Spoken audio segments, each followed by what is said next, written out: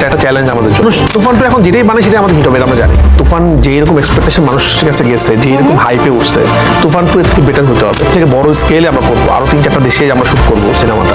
আমরা মাত্র স্ক্রিপ্টিংই করছি এবং তুফানকে অন্য জায়গায় নিয়ে যাবো। স্ক্রিপ্ট শেষ হলে দেন আমরা প্রোডাকশন যাবো। কবে এটা আমরা বলতে পারছি না। সামনে যে আমার সিনেমা আসবে, কোরবানিতে রোজায় 2 দিন ইনশাআল্লাহ সিনেমা আসবে আমার। কবে ভালো থাকো তুফান টু হতে পারে, কারণ আমরা তুফানে কোনো কম্প্রোমাইজ করতে চাই না, আমরা প্রপারলি বানাই না। সেকেন্ড পার্টটা খুব ইম্পর্টেন্ট, সেকেন্ড পার্টটা আমরা ভালো মতো বানাতে চাই।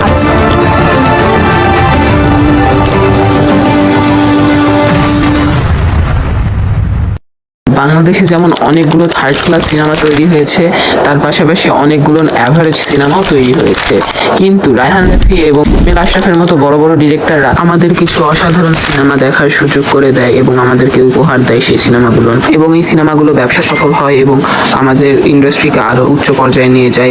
এবং এরই হাত ধরে রায়হান রাফির নতুন ব্লকবাস্টার সিনেমা তুফান রিলিজ পায় এবং কলকাতার SBF আলফা আই এবং বাংলাদেশের চরকির সাথে একত্রে কোল্যাব করে এই সিনেমাটা তৈরি করেছে। এত বিগ বাজেটের একটা সিনেমা, এবং যে সিনেমাটা ব্যবসা সফল হয়েছে এবং বাংলাদেশের মার্কেটে ব্লকবাস্টারের খিতাবে নাম লিখিয়েছে, এবং এর পরিক্রমায় তুফান 2 আসতে চলেছে এবং এই তুফান 2 জন্য অধীর আগ্রহে অপেক্ষা করছেন তুফান 1 এর ভক্তরা, যারা তুফান 2 দেখার জন্য অধীর আগ্রহে বসে আছে। এবং রায়হান রাফিকে প্রত্যেকটা নিউজ রিপোর্টে এবং প্রত্যেকটা তার ইন্টারভিউতে তাকে জিজ্ঞাসা করা হচ্ছে তুফান 2 কবে আসবে, তুফান 2 কবে রিলিজ পাবে। তো তিনি এই বিষয়ে মুখ খুলেছেন, আপনারা ভিডিওর প্রথমেই যেটা দেখেছেন।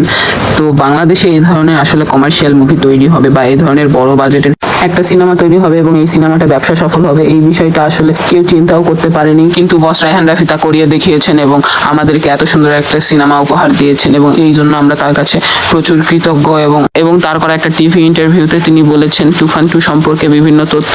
আসলে বাংলাদেশের ফিল্ম ইন্ডাস্ট্রিতে এই ধরনের একটা সিনেমা বা এই ধরনের একটা ফিল্মের প্রচুর পরিমাণে চাহিদা ছিল বা প্রচুর পরিমাণে দরকার ছিল, কারণ আমাদের বাংলাদেশের এই ফিল্ম ইন্ডাস্ট্রি আসলে ধুলার সাথে মিশিয়ে যাচ্ছিল। কিন্তু আমাদের কিংবদন্তি 2 ডিরেক্টর, কিংবদন্তি 2 পরিচালক রায়হান রাফি এবং হিমেল আশরাফ, এই দুটার হাত ধরে আমাদের এই বাংলাদেশের ফিল্ম ইন্ডাস্ট্রিটা টিকে রয়েছে এবং নতুন মোড় পেয়েছে একটা।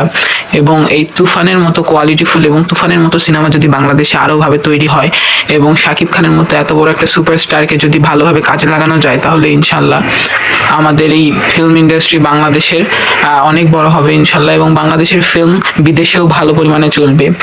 তো কলকাতায় আমাদের তুফানটা খুব একটা না চললেও আমাদের বাংলাদেশের তুফানটা আসলে ব্লকবাস্টার হয়েছে, এবং